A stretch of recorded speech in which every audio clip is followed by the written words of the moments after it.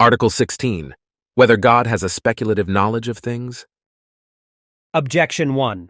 It seems that God has not a speculative knowledge of things, for the knowledge of God is the cause of things, as shown above, Article 8. But speculative knowledge is not the cause of the things known. Therefore, the knowledge of God is not speculative.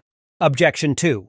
Further, speculative knowledge comes by abstraction from things, which does not belong to the divine knowledge.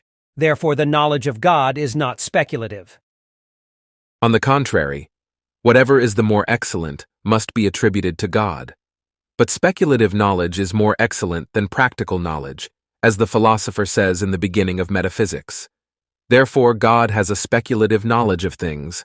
I answer that some knowledge is speculative only, some is practical only, and some is partly speculative and partly practical. In proof whereof it must be observed that knowledge can be called speculative in 3 ways. First, on the part of the things known, which are not operable by the knower, such as the knowledge of man about natural or divine thing. Secondly, as regards the manner of knowing, as for instance, if a builder consider a house by defining and dividing, and considering what belongs to it in general. For this is to consider operable things in a speculative manner, and not as practically operable.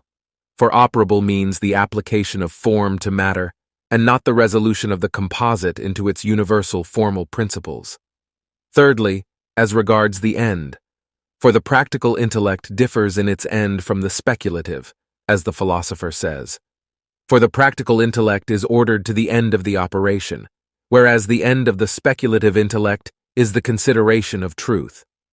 Hence, if a builder should consider how a house can be made, not ordering this to the end of operation, but only to know how to do it, this would be only a speculative considerations as regards the end, although it concerns an operable thing. Therefore, knowledge which is speculative by reason of the thing itself known is merely speculative. But that which is speculative either in its mode or as to its end is partly speculative and partly practical, and when it is ordained to an operative end, it is simply practical. In accordance with this, therefore, it must be said that God has of himself a speculative knowledge only, for he himself is not operable.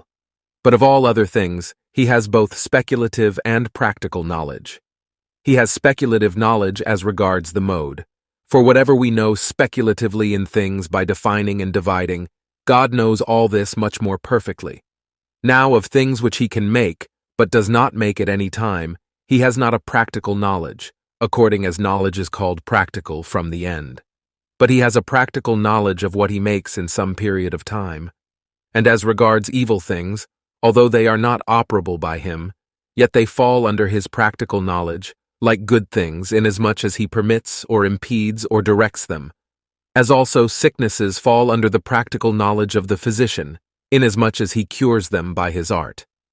Reply to Objection 1. The knowledge of God is the cause, not indeed of himself, but of other things.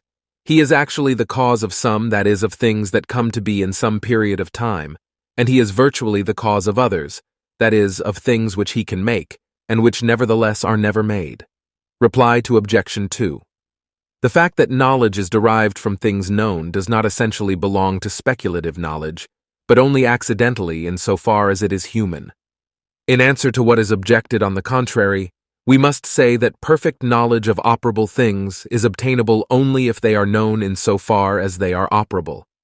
Therefore, since the knowledge of God is in every way perfect, he must know what is operable by him, formally as such, and not only in so far as they are speculative. Nevertheless, this does not impair the nobility of his speculative knowledge, forasmuch as he sees all things other than himself in himself, and he knows himself speculatively. And so, in the speculative knowledge of himself, he possesses both speculative and practical knowledge of all other things.